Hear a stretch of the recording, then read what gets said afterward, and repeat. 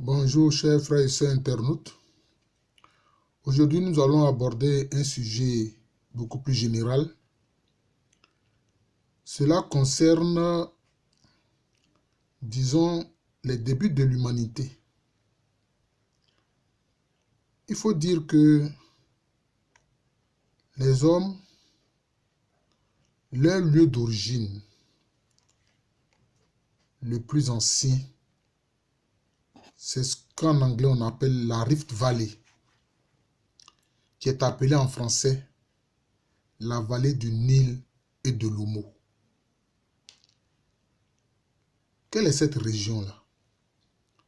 Cette région correspond au sud de l'Égypte, au Soudan, à l'Éthiopie, à la Somalie, à l'Ouganda, au Kenya, à la Tanzanie.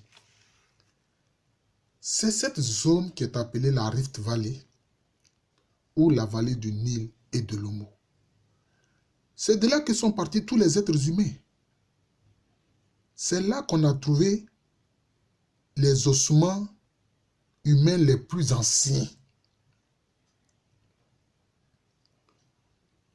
Et cela commence avec la période du Paléolithique, qu'on appelle la période de la pierre taillée, qui part de ça finit à moins 12 000 avant Jésus-Christ, en remontant jusqu'à pratiquement même 3 millions d'années avant Jésus-Christ.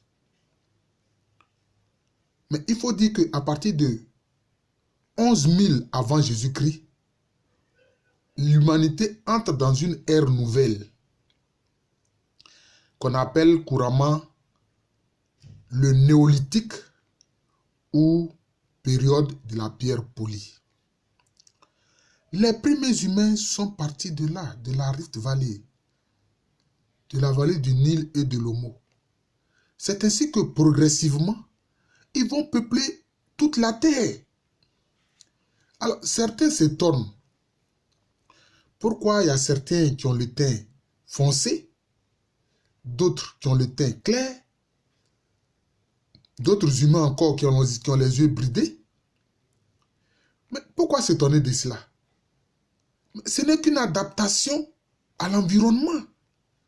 Vous remarquerez que partout où il y a un rayonnement solaire fort, là où il fait chaud, les gens ont le teint basané, foncé. Là où il fait froid, et très froid, les gens ont le teint clair. C'est simplement une adaptation. Ce que Darwin faussement a appelé l'évolution. Ce n'est pas une évolution, c'est une adaptation. Cette adaptation à la nature ne se trouve pas seulement chez les humains. On retrouve ça aussi chez les animaux. Est-ce que vous trouvez des ours blancs dans les endroits où il ne fait pas froid? Non, les ours blancs sont dans les zones où il fait très froid, vers le pôle Nord. Et les ours noirs ou bruns sont dans les zones où il fait moins froid. C'est comme ça. Le loup blanc, est-ce que vous le trouvez, c'est pas dans le pôle Nord là-bas qu'on trouve le loup blanc? Mais c'est ainsi, c'est une affaire de climat, d'adaptation, c'est tout. Hein? Ça concerne toute la création. Hein? On a différentes variétés de tomates. On a différentes variétés de bananes. Tout comme on sait, on a différentes variétés d'humains. Et cette fausse idée de Darwin, qui regardant le singe et l'humain, dit que oui, on est passé du singe à l'être humain. Mais c'est vraiment, c'est une incongruité. Je ne sais même pas comment qualifier ça. En qualifiant ça, peut-être on va dire, mais le professeur Alou, il insulte. Non. Mais c'est totalement faux. Notre génome est différent de celui du singe ou des sémiers. Que direz-vous alors? Il n'y a pas que le singe qui a des gènes qui sont rapprochés à celui de l'être humain. Même les rats, les souris là, leur gène aussi est proche de celui de l'humain. C'est pour ça qu'on les utilise comme cobayes dans les laboratoires. Mais regardez la différence entre l'être humain là, et puis le rat ou la souris. Regardez la différence. Non. Même le porc. Le porc que les juifs ne mangent pas, les musulmans ne mangent pas là. Lui aussi, il a des gènes qui sont proches de celui de l'humain. Mais c'est différent. Nous avons quand même des gènes différents. Le génome humain est différent de celui de toutes les autres créatures. Chaque créature a son génome. Donc, il ne faut pas faire de confusion comme ce que Darwin a fait. Et c'est ainsi que qu'est-ce que vous remarquez?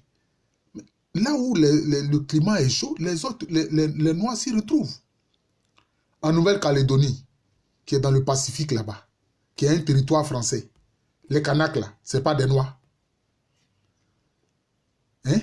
En Papouasie-Nouvelle-Guinée, ce n'est pas dans le Pacifique, il n'y a pas de Noirs là-bas. Regardez la différence, regardez la distance entre le Pacifique et puis l'Afrique. Regardez la différence de distance, regardez la distance. Vous voyez comment la distance est énorme.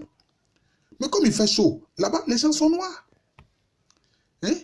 Il n'y a pas longtemps, c'est dans les années 70, que l'Inde, la Fédération de l'Inde, a découvert sur une de ces îles des populations noires. Cette île s'appelle l'île Andaman ou Andaman. Vous pourrez aller faire des recherches sur le net pour voir. Mais les populations qui y sont, ce sont des noirs. D'ailleurs, même les populations du sud de l'Inde, c'est des noirs, on les appelle les Dravidiens.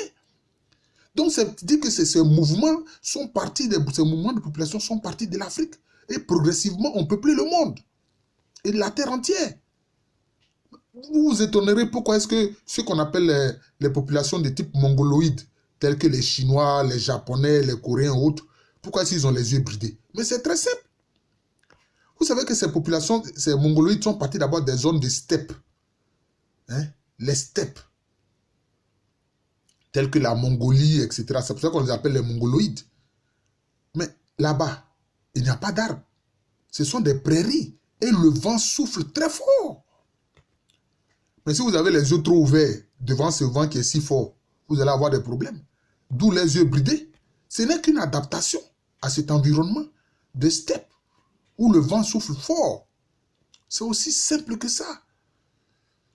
Ceux qui sont très au nord de l'Europe, qui ont eu un teint très clair, hein, tels que les Danois, les Suédois, etc., les Finlandais, hein, c'est à cause du grand froid.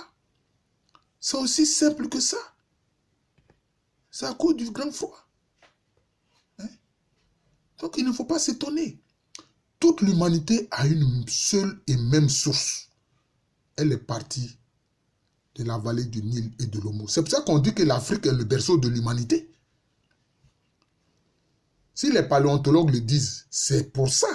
C'est parce que toute l'humanité est partie de cette zone de la vallée du Nil et de l'Omo. C'est aussi simple que ça. Les premiers noirs, les premiers Homo sapiens sapiens, parce que l'homme actuel, l'homme moderne s'appelle Homo sapiens sapiens. Mais quand il va en Europe, le premier homme noir là-bas, c'est l'homme de Grimaldi. Quand les gens, les paléontologues l'ont examiné, ont examiné son squelette, on a vu que c'est un squelette négroïde. Et puis avec l'adaptation, son descendant est devenu l'homme de Cro-Magnon, qui est le premier leucoderme, c'est-à-dire le premier homme blanc. Il faut savoir ces choses-là. C'est de ça que j'ai voulu parler aujourd'hui. Nous ne ferons pas seulement que des vidéos sur l'histoire de la Côte d'Ivoire, mais il faut aussi que nous puissions étendre le champ. Voilà. Alors, si vous comprenez cet aspect-là, vous n'allez pas haïr un autre être humain, parce qu'en l'observant, vous trouvez que ses traits sont différents du vôtre. Parce que lui, il a des yeux bleus. Parce que lui, il a le nez aquilin. Parce que lui, il a des grandes oreilles. Parce que lui, il a la peau foncée. Parce que lui, il a les yeux bridés. Non. Mais dans certaines îles d'Indonésie, il y a eu des rencontres et des brassages là-bas entre des mongoloïdes, c'est-à-dire des gens de type asiatique, et puis des noirs. Dans certaines îles, quand vous regardez les traits de ces humains-là, vous retrouvez aussi bien les traits négroïdes que les traits asiatiques. Donc, l'humanité est une. L'humanité est une. Et les faits scientifiques le montrent. Voilà. Donc, c'est cela, la vérité historique. Je vous remercie. C'était le professeur Alou Kwame René, professeur titulaire à l'université Félix Houphouët-Boigny au département d'histoire. En parlant et en partant justement de cette zone de la Rift Valley, je vais aussi, dans une prochaine vidéo, vous dire comment est-ce que progressivement, ces populations quittent cette zone et peuplent pratiquement toute l'Afrique. Merci et joyeux dimanche, bonne journée.